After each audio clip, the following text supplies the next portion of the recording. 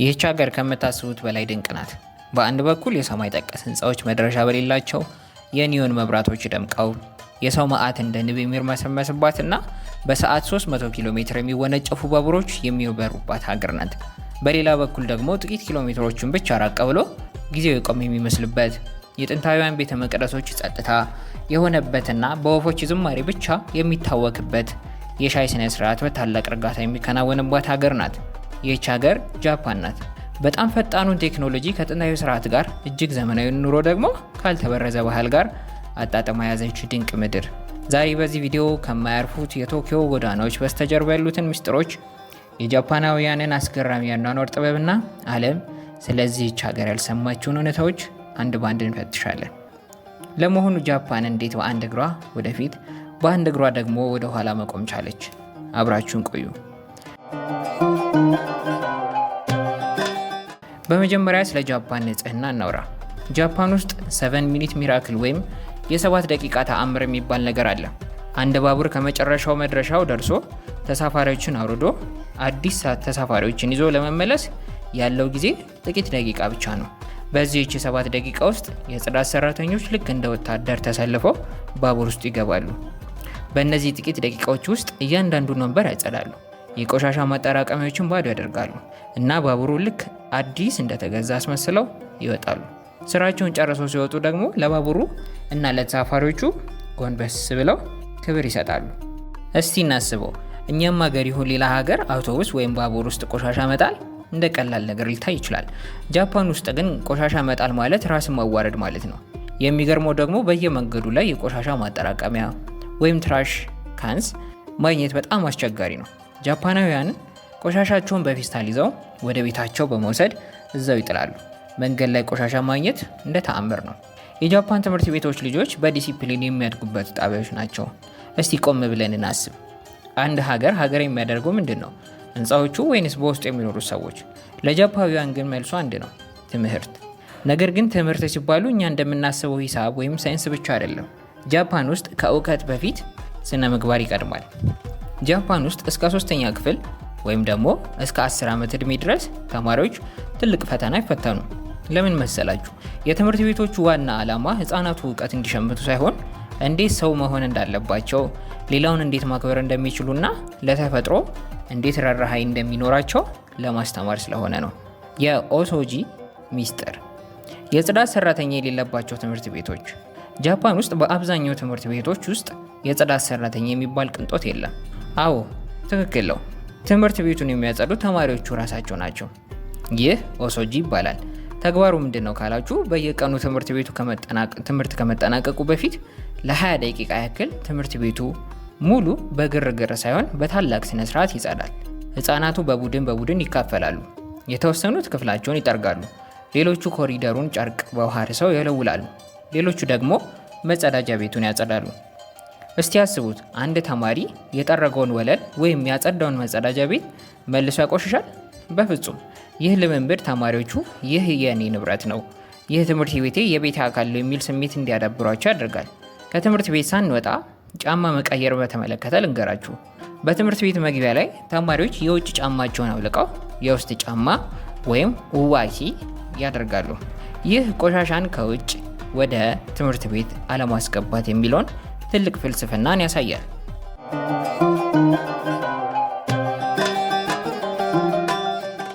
እዚያው ከትምህርት ቤት ሳንወጣ የምሳ ሰዓታቸውን እንመልከት። ከምግብ በላይ የሆነ ስነ ስርዓት ሾኮይኮ የሚባል መስተንግዶ አላቸው። ጃፓን ውስጥ ካፍቴሪያ ወይም ተራ ተሰልፈው ምግብ መግዛት የሚባል ነገር የለም። ሾኮይኮ የሚባል የምግብ ትምህርት ነው ያላቸው። ተማሪዎቹ እንዳስተናጋጅ በየቀኑ ተረኛ የሆኑ ተማሪዎችን ነጭ ጋውን፣ ማስክና ኮፍያ ያደርጋሉ። ከዚያም ምግቡን ከኩሽና ተቀብለው ወደ ክፍላቸው ያመጣሉ። እያንዳንዱ ተማሪ በታላቅ ስነ ስርዓት እኩል እስኪታደለው ድረስ ይጠብቃል። ከዚህ በኋላ መምህሩ እንደ አባት ወይም ደግሞ እንደ እናት አብሯቸው ነው። ይህ ማለት መምህሩ የተለየ ቢሮ ሄዶ አይበላም። ከተማሪዎቹ ጋር እኩል ወለል ላይ ወይም በየጠረጴዛቸው ይቀመጣል። ይህም በመምህርና በተማሪ መካከል ያለውን ግድግዳ ያፈርሳል። ከምግብ በኋላ የሚደረገውን ስንመለከት ምግብ ተበልቶ ካለቀ በኋላ እያንዳንዱ ተማሪ የራሱን ሳህን ያጸዳል። የወተት ካርቶኑን ገልብጦ አጥቦ ከዚያም እንዲደርቅ ያስቀምጠዋል። በመጨረሻም ጥርሳቸውን በጋራ ይቦርሻሉ። ይህንን በየቀኑ ለ12 ዓመት የሚያደርግ ልጅ ነገ ትልቅ ሰው ሲሆን ምን ያህል ስነ ስርዓት ይኖረዋል ብላችሁ ትገምታላችሁ? እናንተ ሀሳባችሁን ኮሜንት ላይ ጻፉልኝ። ጋማን እና የጋራ ህይወት ላይ ያላቸውን ምልከታ ደግሞ እንመልከት። ጃፓን ውስጥ ጋማን የሚባል ቃል አለ። ትርጉሙም ትዕግስት ወይም ውስጣዊ ጥንካሬ ማለት ነው። ህፃናቱ ገና በትንሽነታቸው የራሳቸው ፍላጎት ለጋራ ጥቅም ሲሉ መግታት ይለማምዳሉ። ለምሳሌ ትምህርት ቤት ውስጥ በብርድ ሰዓት እንኳን ማሞቂያ ላይበራ ይችላል። ይህ የሚደረገው ተማሪዎቹ አካላዊና መንፈሳዊ ጥንካሬ እንዲኖራቸው ከማሰብ ነው። እነሱ ጋር ልጅነት ለህይወት መዘጋጃ ነው ተብሎ ነው የሚታመነው። የዚህ ሁሉ ውጤት ዛሬ ጃፓን የዓለም ቴክኖሎጂ አውራ የሆነችው በየመንገዱ ቆሻሻ የማይታየውና ሰዎች በሰልፍ ሲቆሙ አንዱ ሌላውን የማይገፋው በዚህ በትምህርት ቤት ውስጥ የሚሰጥ ያልተጻፈ ህግ ምክንያት ነው። ጃፓን ማለት በሮቦቶቿ የምትደነቅ አገር ብቻ አይደለችም። ሮቦቶቿን የሰሩት ሰዎች ውስጥ ያለው ይህ የማይሰበር ዲሲፕሊን ነው ትልቁ ጥበብ።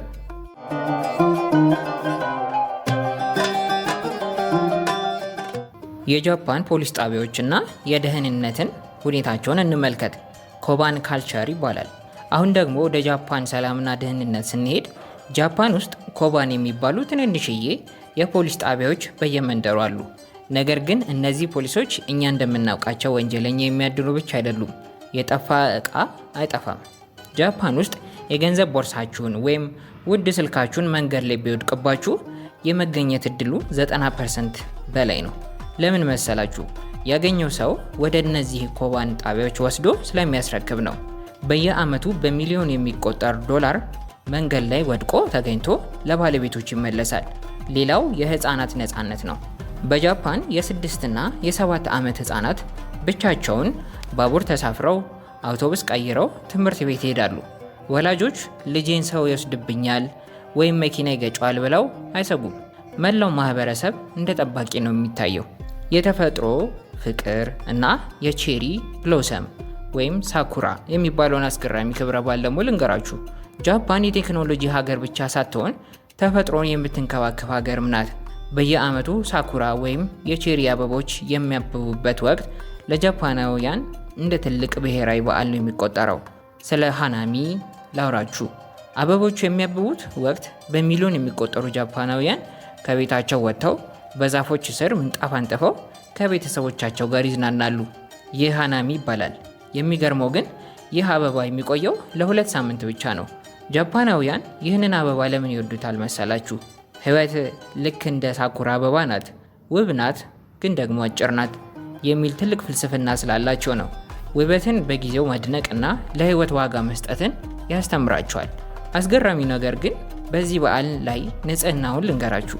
በሚሊዮን የሚቆጠር ህዝብ ፓርክ ውስጥ ተሰብስቦ ውሎ ሲመለስ አንድም ቅጠል ወይም ቆሻሻ መሬት ላይ አታገኙም። ሁሉም ሰው የራሱን ቆሻሻ በፌስታል ይዞ ወደ ቤቱ ይመለሳል።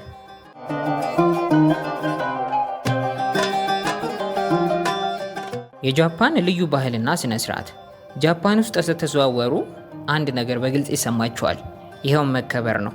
ነገር ግን ይህ መከበር በንግግር ብቻ ሳይሆን በዝምታም ጭምር ነው የሚገለጸው። ጃፓኖች ኦሞቴናሺ የሚባል ልዩ የሆነ የእንግዳ ተቀባይነት ፍልስፍና አላቸው። ኦሞቴናሺ ማለት እስቲ ዛሬ ስለ መስተንግዶ እናውራ። እኛ ኢትዮጵያውያን እንግዳ ስንቀበል እግር አጥበን ስመን ይብሉ፣ ይጠጡ፣ ይረፉ እያልን በመወትወት ቤት ያፈራውን ሁሉ በማቅረብ እንታወቃለን። ጃፓኖችም እንደዚሁ ለእንግዳ ያላቸው ክብር ልዩ ነው። ነገር ግን የእነሱን መስተንግዶ ኦሞቴናሺ ይባላል። ትርጉሙም ከመጋረጃው በስተጀርባ ያለ ፍጹም አገልግሎት እንደማለት ነው። የልብን የሚያውቅ መስተንግዶ የሚመስል መስተንግዶ አላቸው። ኦሞቴናሺ ማለት እንግዳው ሳይናገር ምን እንደሚፈልግ ገምቶ ማቅረብ ነው።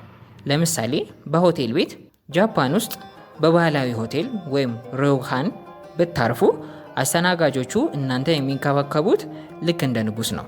እናንተ ሳታዩት አልጋችሁን ያነጥፋሉ።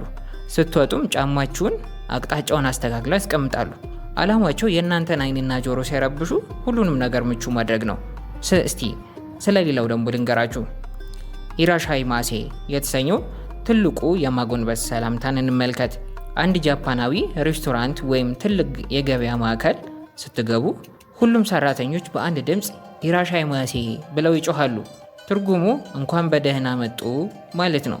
የሚገርመው ደግሞ አቀባበሉ ብቻ አይደለም፣ መሰናበቻው ጭምር ነው። አንድን ሆቴል ወይም ሱቅ ለቀህ ስትሄድ ሰራተኛው ደጃፍ ላይ ቆሞ አንተ ከአይኑ እስክትሰወር ድረስ ጎንበስ ብሎ ይጠብቃል። ባቡር ውስጥም ቢሆን የባቡሩ አስተናጋጅ ከአንዱ ፉርጎ ወደ ሌላው ፉርጎ ሲያልፍ ፊቱን ወደ ተሳፋሪው አዙሮ ጎንበስ ብሎ እጅ ከነሳ በኋላ ነው የሚወጣው። ይህ ለእያንዳንዱ ሰው የሚሰጥ ታላቅ ክብር ነው።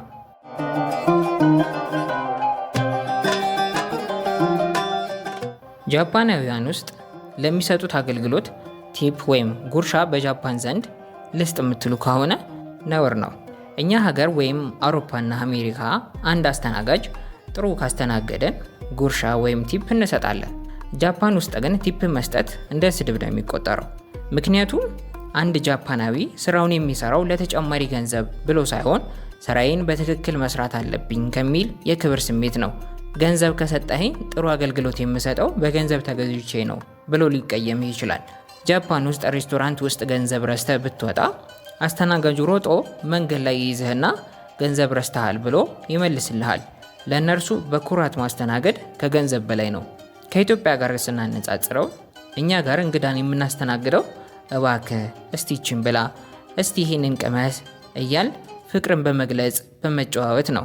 የጃፓኖች ኦሞቴናሺ ግን እንግዳው የሚያስፈልገውን ሁሉ በዝምታ ማቅረብ ነው።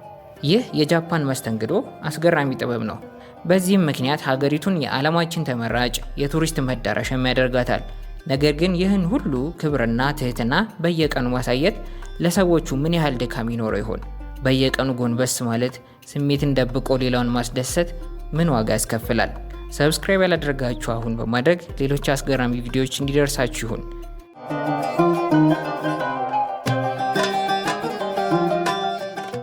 ሌላው ስለ ጃፓን የዝምታ ጥበብና የቡድን ስራ እንመልከት። በጃፓን ማህበረሰብ ውስጥ አንድ ትልቅ ወርቃማ ህግ አለ። እሱም ዋ ወይም ስምምነት ሃርመኒ እንደማለት ነው። ለጃፓናውያን የግል ፍላጎት ከቡድኑ ፍላጎት በታች ነው። እኔ ከማለት ይልቅ እኛ ማለት ይቀድማቸዋል።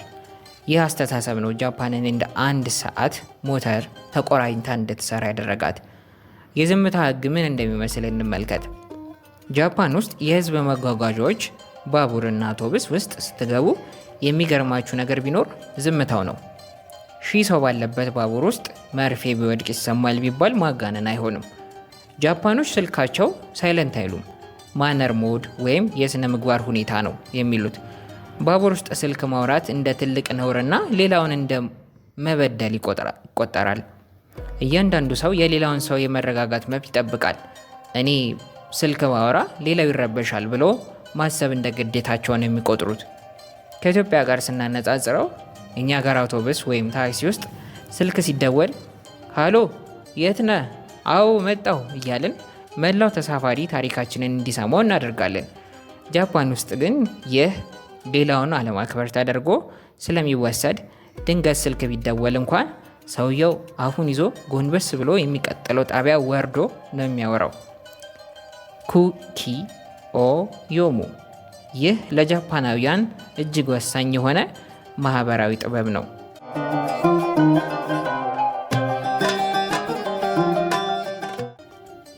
ትርጉሙ አየርን ማንበብ እንደማለት ነው። ሳይነጋገሩ መረዳዳት። ይህ ማለት አንድ ሰው ፍላጎቱን በቃላት ሳይናገር በፊቱ ገጽታ፣ በአካሉ እንቅስቃሴና በአካባቢ ሁኔታ ተረድቶ ምላሽ መስጠት ነው። ለምሳሌ አንድ ሰው ደክሞት ከሆነ ደክሞሃል ብሎ መጠየቅ ራሱ ሊያስጨንቀው ይችላል ብለው ስለሚያስቡ ሳይጠይቁት እረፍት እንዲያገኝ ሁኔታዎችን ያመቻቹለታል። ሌላው ቀጥተኛ ሆነው አይናገሩም። ጃፓኖች ሰውን ላለማስከፋት ሲሉ አይሆንም ወይም አልፈልግም የሚሉ ቃላትን በቀጥታ አይጠቀሙም። በንግግራቸው መሃል ትንሽ ይከብዳል ካሉ አይሆንም ማለታቸው መሆኑን እናንተም እንደነሱ በአየር ላይ ማንበብ አለባችሁ።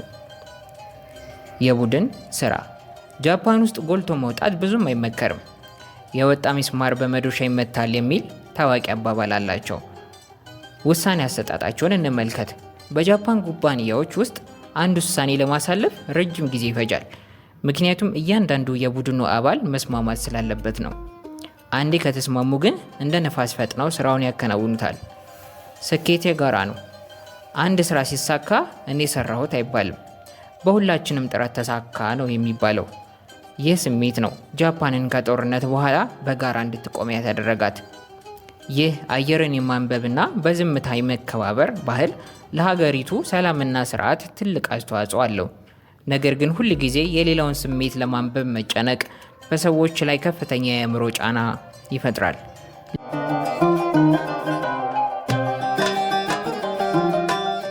ስለ ጃፓን አሁናዊ የሆነ አስከፊ ሁኔታዋን ወደፊት እንመለከተዋለን። አሁን የጃፓን የምግብ አሰራር ጣዕም ከምግብ በላይ የሆነ ጥበብ ነው። እርሱን እንመልከት። ጃፓን ውስጥ ምግብ መብላት ማለት ሆድን መሙላት ብቻ አይደለም፣ ረቂቅ ጥበብን መቅሰም እንጂ። የጃፓን ምግብ ወይም ዋሾኩ በዓለም ቅርስነት የተመዘገበው ነው። ታዲያ ይህ በጣዕሙ ብቻ ሳይሆን አቀራረቡና አዘገጃጀቱ የሰውን ልጅ መንፈስ ስለሚያድስ ነው። የመጀመሪያው ምግብ ልንገራችሁ፣ ሱሺ። ብዙዎቻችን ሱሺ ሲባል በአእምሯችን የሚመጣው ጥሬ ዓሳ ነው። ነገር ግን ለጃፓናውያን ሱሺ ማለት የንጽህና የትጋት ተምሳሌት ነው። የባለሙያ መከራውን ላስረዳችሁ። አንድ የሱሺ ሼፍ ለመሆን የሚደረገው ጉዞ እጅግ አድካሚ ነው። አንድ ተማሪ ሩዙን በትክክል ለማብላላትና ለመጥረግ ብቻ እስከ 5 እና 10 ዓመት ሊለማመድ ይችላል። ዓሳውን መንካት የሚፈቀደለት ሩዙን በደንብ ማዘጋጀት ሲችል ብቻ ነው። ከዚህም በኋላ ሱሺ ላይ የሚቀርበው ዓሳ እጅግ ትኩስና ንጹህ መሆን አለበት። ይህ ንጽህናው ጃፓናውያንን ለተፈጥሮ ያላቸውን ክብር ይገልጻል። ከኢትዮጵያ ጋር ስናነጻጽረው እኛ ሀገር ጥሬ ስጋ እንደምንወደው ሁሉ እነሱም ጥሬ ዓሳ ይወዳሉ። እኛ በክትፎና በቁርጥ እንደምንዝናናው እነሱም በዓሳው ጣዕም ይረካሉ። ልዩነቱ የእኛ ቅመም የበዛበት ሲሆን የእነሱ ደግሞ የተፈጥሮ ጣዕሙ እንዳይቀየር በጥንቃቄ አድርገው በማዘጋጀት ይመገቡታል። ሌላኛው ምግብ ልንገራችሁ፣ ራሜን ይባላል። ራሜን የጃፓን የህዝብ ምግብ ነው። በየመንገዱ ጥጋጥግ የሚገኙ የራሜን ቤቶች ሁሌም በሰው የተጨናነቁ ናቸው። ታዲያ ግን በእኛ ሀገር ስርዓት ምግብ ስንመገብ ጎረቤት እስኪጠራ ድረስ እያለመጥን አንመገብም። እዚህ ጃፓን ይህንን ራሜን የመመገብ ስርዓት ግን ከዚህ የተለየ ነው። ጃፓን ውስጥ ራሜን ሲበላ ድምፅ አውጥቶ መጎርጎር ወይም ደግሞ ማላመጥ እንደ ጨዋነት ነው የሚቆጠረው። ለምን መሰላችሁ? ድምፅ አውጥታችሁ ስትመገቡ ምግቡን ከነፋሱ ጋር እያዋሃዳችሁ ስለሆነ ጣዕሙ ይበልጥ ይወጣል። ከሁሉ በላይ ግን ድምፁ ለሼፉ ምግቡ በጣም ጣፍጦኛል የሚል ትልቅ ምስጋናም እንደማቅረብ ነው።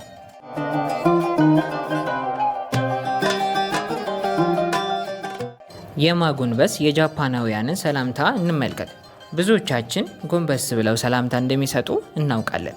ነገር ግን ጃፓን ውስጥ ስላለው አስገራሚ ነገር ልንገራችሁ። ጃፓን ውስጥ መጨባበጥ ወይም መተቃቀፍ ብዙም አይታይም። በምትኩ ጎንበስ ማለት ወይም ኦጆጂ ዋነኛው የመገናኛ መንገድ ነው።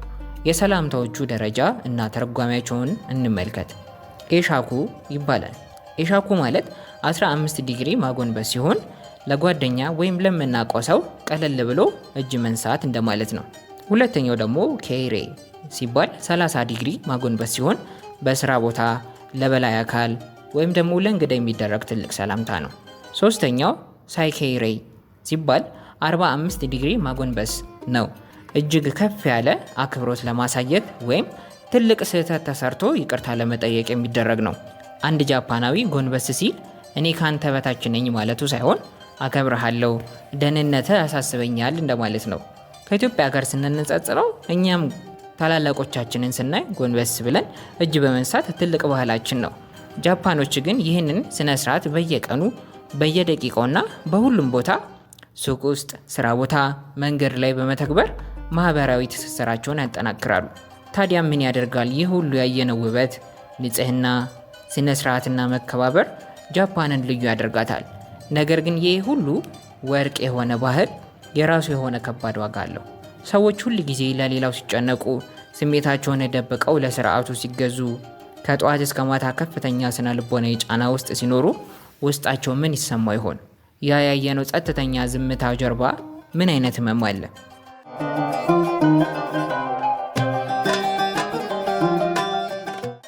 እስካሁን ያየናቸው ምስሎች ጃፓን ለሰው ልጅ የምትመች ገነት እንድትመስል ያደርጋታል። ነገር ግን እውነታው ከዚህ የተለየ ነው። ከሚያምሩት የኒዮን መብራቶች ጀርባ፣ ከጸጥተኛው ባህልና ከረቀቀው ቴክኖሎጂ ጀርባ ጃፓን በከባድ ማህበራዊ ቀውስ ውስጥ ትገኛለች። ዛሬ ደግሞ ብዙዎች የማይነገሩለትን የጃፓን ጨለማ ገጽታን እንፈትሻለን። ካሮሺ በስራ የታሰሩ የጃፓን ዜጎች። እስካሁን ያየናቸው የጃፓን ድንቅ ስራዎች፣ ፈጣን ባቡሮችና የረቀቁ ቴክኖሎጂዎች በሙሉ በአንድ ነገር ላይ የተገነቡ ናቸው። እሱም የሰው ልጅ ጉልበት ነው። ነገር ግን ይህ ሁሉ ጉልበት አልፎ አልፎ ገደቡን ያልፋል። ጃፓን ውስጥ ዓለምን ያስደነገጠ አንድ ቃል አለ፣ ካሮሺ። ትርጉሙ ከስራ ብዛት የተነሳ የሚመጣ ሞት ማለት ነው። ምን ማለት መሰላችሁ? የስራ ጫናውና ያልተጻፉ ህጎች ጃፓኖች አሏቸው። በጃፓን ማህበረሰብ ውስጥ ለኩባንያ ታማኝ መሆን እንደ ትልቅ ክብር ነው የሚታየው። ነገር ግን ይሄ ክብር ወደ እስራት ተቀይሯል። እንዴት መሰላችሁ? አንድ የጃፓን ሰራተኛ በወር ውስጥ ከ80 እስከ 100 ሰዓት የትርፍ ሰዓት ወይም ኦቨርታይም ሊሰራ ይችላል። ይህም ማለት ከጠዋት ጀምሮ እስከ ሌሊቱ 5 ሰዓት ወይም 6 ሰዓት ድረስ ቢሮ ውስጥ ይቆያል ማለት ነው። እንዴት ካላችሁ ጃፓን ውስጥ ስራህን ጨርሰ እንኳን ቢሆን አለቃህ ከቢሮ ሳይወጣ ቀድመህ መውጣት እንደ ነውር ወይም እንደ ትዕቢት ይቆጠራል። በዚህ ምክንያት ብዙዎች ስራ ባይኖራቸው እንኳን አለቃቸው እስኪወጣ ድረስ በጭንቀት ኮምፒውተራቸው ፊት ተቀምጠው ያመሹታል። የሞት መንስኤዎቹን እንመልከት። ካሮሺ የሚለው ቃል በህግ የታወቀበት የሞት ምክንያት ነው።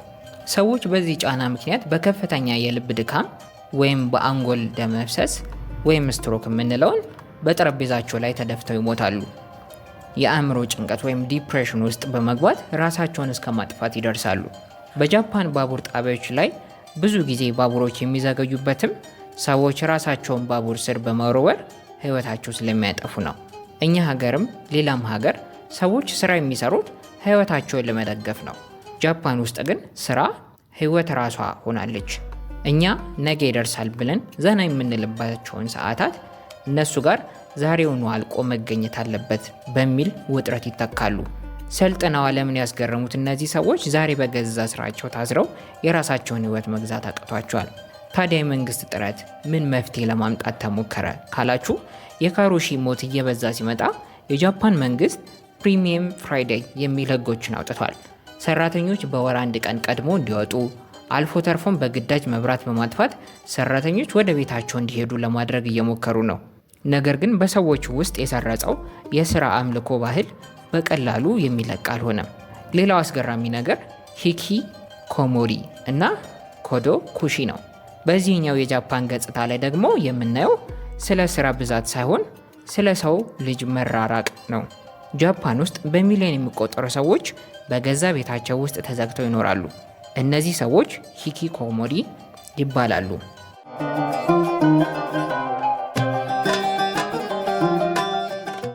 ሂኪ ኮሞሪ ማለት ወደ ውስጥ ማፈግፈግ ወይም ደግሞ መገለል ማለት ነው። እነዚህ ሰዎች አብዛኞቹ ወጣቶች ከማህበረሰቡ ጫና፣ በትምህርት ቤት ከሚደርስባቸው ትንኮሳ ወይም ከስራ ውጥረት ለመሸሽ ሲሉ ለአመታት ከክፍላቸው አይወጡም። ለሳምንታት፣ ለወራት አልፎ ተርፎም ለአመታት ከቤት አይወጡም።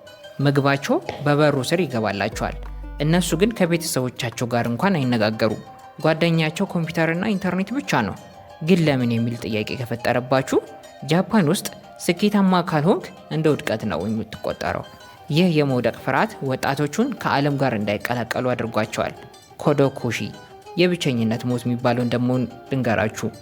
ይህ ደግሞ በዕድሜ የገፉ አዛውንቶችን የሚያጠቃ ሌላኛው የጃፓን መቅሰፍት ነው። ኮዶ ኩሺ ማለት ብቻን መሞት ማለት ነው። ብዙ አዛውንቶች ልጆቻቸው ስራ በዝቶባቸው ስለማይጠይቋቸው ወይም ዘመድ ስለሌላቸው ብቻቸውን ይኖራሉ። በሚያሳዝን ሁኔታ ብዙዎች ቤታቸው ውስጥ ሞተው ከሳምንት ወይም ከወራት በኋላ ነው የሚገኙት። ሽታቸው ለጎረቤት እስኪረብሽ ድረስ ማንም አያስታውሳቸውም። አስገራሚ ነገር ጃፓን ውስጥ እነዚህን ብቻቸውን ሞተው የቆዩ ሰዎችን ቤት ለማጽዳት ብቻ የተቋቋሙ ልዩ የጽዳት ድርጅቶች አሉ። ይህም ብቸኝነት በሀገሪቱ ምን ያህል ስር እንደሰደደ ያሳያል። ይህ ለኢትዮጵያ ተመልካች ለማመን የሚከብድ ነው። እኛ ጋር አንድ ሰው ከቤት ቢጠፋ ጎረቤት ምን ሆኖ ብሎ ደጅ ይጠናል። ጃፓን ውስጥ ግን ሀብቱ ቢኖርም ሰው ለሰው መድኃኒት ነው የሚለው እውነት እየጠፋ ነው። ሰዎቹ በንጹህ ቤቶች ውስጥ በረሃብ ሳይሆን በፍቅር ጥምና በብቸኝነት ያልቃሉ።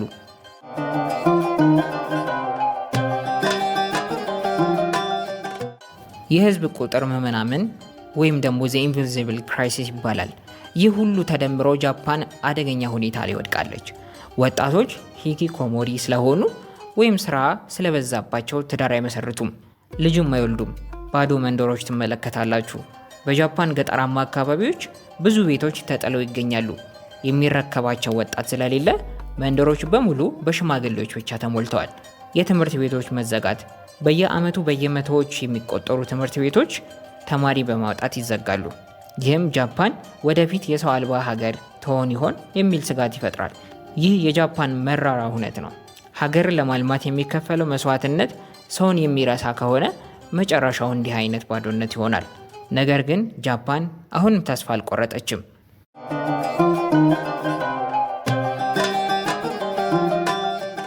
የጃፓን ትልቁ ስጋትና የሚመናመነውን የሰው ኃይል እንመልከት። አሁን ደግሞ ወደ ጃፓን ትልቁ ብሔራዊ ስጋት እንሂድ። ጃፓን በአሁኑ ሰዓት በዓለማችን ላይ በከፍተኛ ፍጥነት እያረጀች ያለች ሀገር ናት። ይህ ማለት የሚወለደው ሕፃን ቁጥር እጅግ በጣም አነስተኛ ሲሆን በዕድሜ የገፉ አዛውንቶች ቁጥር ግን በጣም ከፍተኛ ነው። ይህ የእርጅና ማዕበል የሀገሪቱን ኢኮኖሚያዊ፣ ማህበራዊ ህይወት ክፉኛ እየፈተነው ይገኛል። ልጅ አለመውለድ። ጃፓን ውስጥ ትዳርና ልጅ የሚሉት ቃላት ለብዙ ወጣቶች እንደ ቅዠት እየሆኑ መጥተዋል። የኑሮ ውድነትና ስራ። ቅድም እንዳየነው ወጣቶቹ በስራ ብዛት ራሳቸውን እንኳን ለማግኘት ጊዜ የላቸውም። የቤት ኪራይና የኑሮ ውድነቱ ደግሞ ተጨምሮበት ልጅ አሳድጋሉ የሚለው ሀሳብ ለብዙዎች የማይታሰብ ሆኗል። የተዘጉ ትምህርት ቤቶች ሁኔታም ደግሞ ምን ያህል ከባድ ነው መሰላችሁ? በየዓመቱ በመቶዎች የሚቆጠሩ ትምህርት ቤቶች ተማሪ በማጣታቸው ምክንያት ይዘጋሉ። በገጠር መንደሮች ውስጥ ሕፃን ማየት እንደ ተአምር የሆነ ወጥቷል። የቀድሞ ትምህርት ቤቶች ዛሬ ወደ አረጋውያን መንከባከቢያነት እየተቀየሩ ነው። የሰው ኃይል እጥረት ወይም ስራውን ማን ይስራው? ሀገሪቱ በሽማግሌዎች ስትሞላ ፋብሪካ የሚመራ ግብር የሚከፍልና ሀገር የሚጠብቅ ወጣት እየጠፋ ነው። ከዚህ በኋላ የሮቦቶች አስፈላጊነት በጃፓን እሳቤ ውስጥ ይመጣል ማለት ነው። ጃፓን ሮቦቶችን የምታመርተው ለቅንጦት ብቻ አይደለም፣ የግድ ስለሆነባት እንጂ። ምግብ የሚያቀርቡ፣ ዕቃ የሚያጓጉዙ፣ አልፎ ተርፎም አረጋውያንን የሚንከባከቡ ሮቦቶች በስፋት እየገቡ ያለው ሰውን የሚታካ ወጣት ስለጠፋ ነው።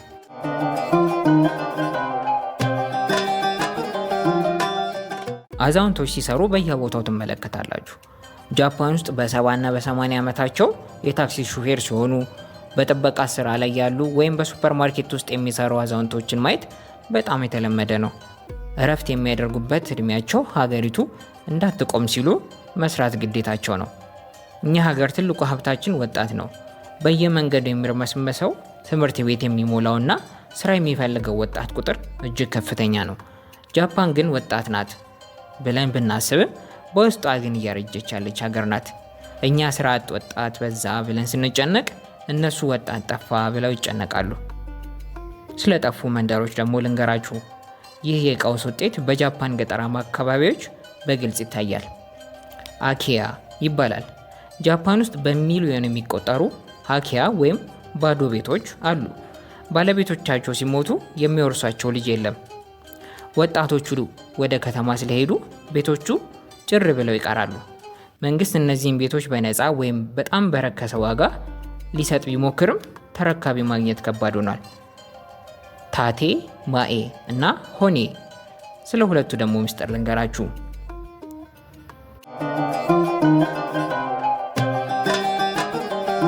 በጃፓን ማህበረሰብ ውስጥ አንድ ሰው ከሆንክ የግድ ሁለት ማንነት ሊኖርህ ይገባል። ይሄ ጭንብል ለብሶ የመኖር ያህል ነው። ጃፓናውያን ይህን ታቴ ማኤ እና ሆንሄ ይሉታል። ታቴ ማለት የህዝብ ፊት እንደማለት ነው። አንድ ጃፓናዊ ከቤት ወጥቶ ሰዎችን ሲቀላቀል የሚለብሰው ጭንብል ነው። ሁልጊዜ ፈገግታ፣ ምንም እንኳን ውስጣችሁ በሀዘን ቢሰበር፣ በስራ ብዛት ብትሰለችሁ ወይም በሰው ብትናደዱ፣ ለሰው የምታሳዩት ፊት ግን እጅግ ትሁት፣ ፈገግ የሚልና ታዛዥ መሆን አለበት። ማህበረሰቡ እንዳይረበሽ ሲሉ ብቻ የራሳቸውን እውነተኛ ስሜት ጨቁነው ይኖራሉ። አይሆንም ከማለት ይልቅ ትንሽ ይከብዳል እያሉ በፈገግታ መሸፈን የዕለት ተዕለት ግዴታቸው ነው። ሆኔ የምንለው እውነተኛ ውስጣዊ የሆነ ስሜታቸው ነው። ሆኔ ማለት እውነተኛ ድምፅ ማለት ነው። ይህ አንድ ሰው ለቅርብ ጓደኛ ወይም ለራሱ ብቻ የሚያውቀው እውነተኛ ማንነቱ ነው። ጃፓናውያን ታቴማኤን ወይም ጭንብሉን ለረጅም ሰዓታት አጥልቀው ስለሚውሉ እውነተኛ ስሜታቸው ወይም ሆኔያቸውን የሚተነፍሱበት ቦታ ያጣሉ። ይህ ደግሞ በውስጣቸው ከፍተኛ ጭንቀት፣ የአእምሮ ስቃይ ይፈጥራል። መተንፈሻ ፍለጋ ብዙ ጃፓናውያን ስራ አምሽተው ሲወጡ ኢዛካያ ወደሚባሉ መጠጥ ቤቶች የሚሄዱትም ለዚያ ነው። ሰከር ሲሉ ብቻ ነው ያንን ጭንብል አውልቀው እውነተኛ ስሜታቸውን ማውራት የሚችሉት።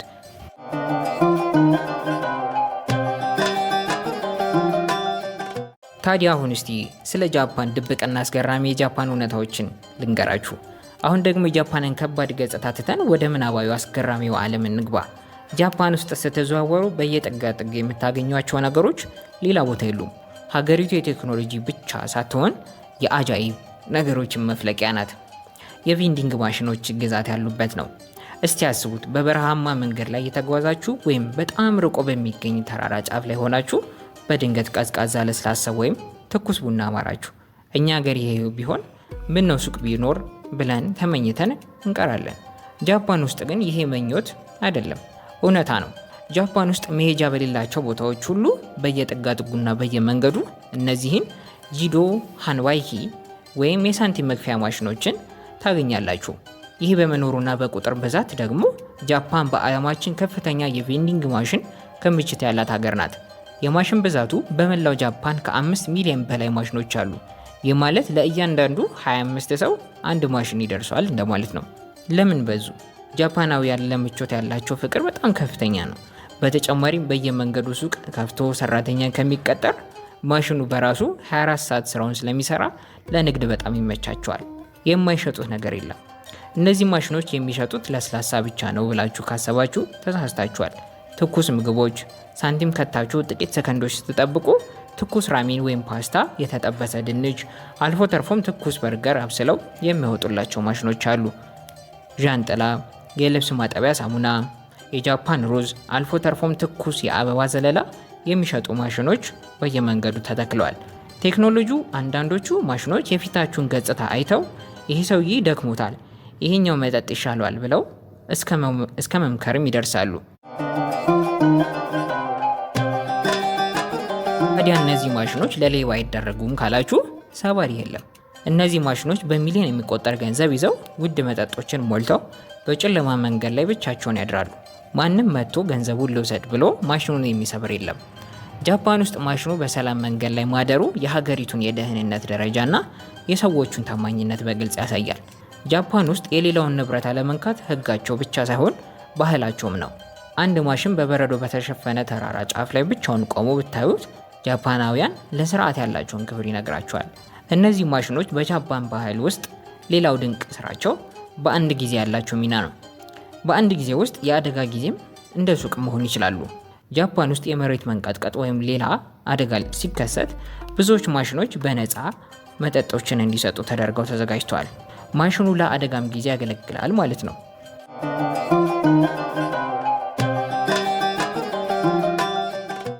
ጃፓን ውስጥ ስላልተለመዱት ካፌዎች ደግሞ ልንገራችሁ። በጃፓን ከተሞች ውስጥ እየተዘዋወራችሁ ሳለ ድንገት ቡና መጠጣት ቢቃጣችሁ የሚጠብቃችሁ ነገር ከተለመደ ቡና ቤት ወይም ካፌ የተለየ ሊሆን ይችላል። ሁሌም ካፌ ናቸው ማለት ግን አይደለም። ሁሉም ካፌ አይደሉም። ጃፓን ካፌ መሄድ ማለት ቡና፣ ሻይ ለማግኘት ብቻ ሳይሆን ከእንስሳት ጋር ጊዜ ለማሳለፍም ጭምር ነው። ይህ ጥያቄ ሊጭርባችሁ ይችላል። ጃፓናውያን እንስሳትን በካፌያቸው ውስጥ የማድረግ ልማድ አዳብረው ለምንድን ነው እንስሳትን በካፌ ውስጥ የሚያደርጉት ካላችሁ፣ በጃፓን ትልልቅ ከተሞች እንደ ቶኪዮ ያሉ ከተሞች ቤቶቻቸው በጣም ጠባብ ናቸው። ብዙዎች የቤት አከራዮች ደግሞ እንስሳትን ማሳደግ ክልክል ነው የሚል ጥብቅ ሕግ አላቸው። ቅድም እንዳየነው ጃፓናውያን በስራና በማህበራዊ ጫና ከፍተኛ ጭንቀት ውስጥ ይኖራሉ።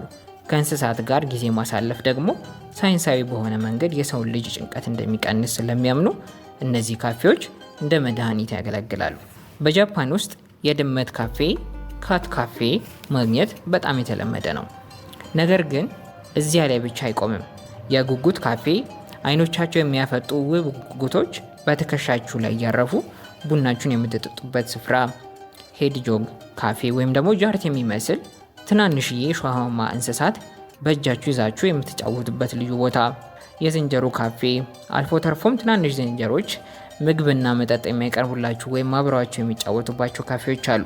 እነዚህ ካፌዎች ለጃፓናውያን እጅግ የጸጥታና የሰላም ስፍራዎች ናቸው። አስገራሚ ሕጎች ልንገራችሁ። እንስሳቱን እንዳታስደነግጡ ድምፅ ማውጣት ክልክል ነው። መጀመሪያ እጃችሁን ታጠባችሁና ሳኒታይዝ አድርጋችሁ ነው እንስሳቱን የምትነኩት። አንድ ጃፓናዊ ሰራተኛ ቀኑን ሙሉ በቢሮ ተጫንቆ ውሎ ማታ ወደ እነዚህ ካፌዎች ጎራ ሲል ድመቶቹን ሲያቅፉ የዕለቱ ድካም በሙሉ ይረሳለታል።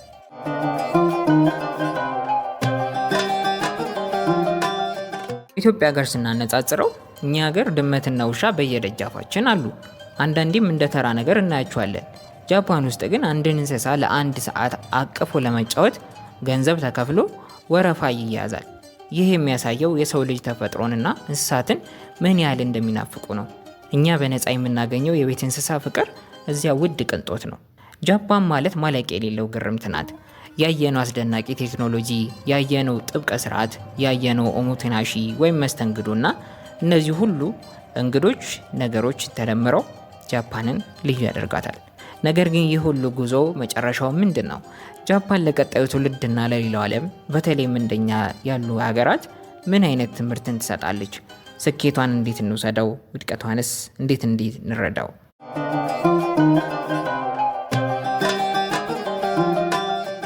ጃፓን ከአመድ ውስጥ የወጣችው ሀያል ሀገር አስብሏታል።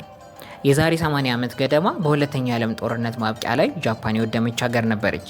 በታሪክ ለመጀመሪያ ጊዜ በኒውክሌር ቦምብ የተደበደበች፣ ከተሞቿ ሂሮሺማና ናጋሳኪ ወደ አመድነት ተቀይረው ነበር። ህዝቧ ተስፋ ቆርጦ፣ ኢኮኖሚያ ወድቆ፣ ክብሯ ረክሶ ነበር። እንግዲህ ስለ ጃፓን ያደረግነው ረጅም ጉዞ እዚህ ላይ ያበቃል።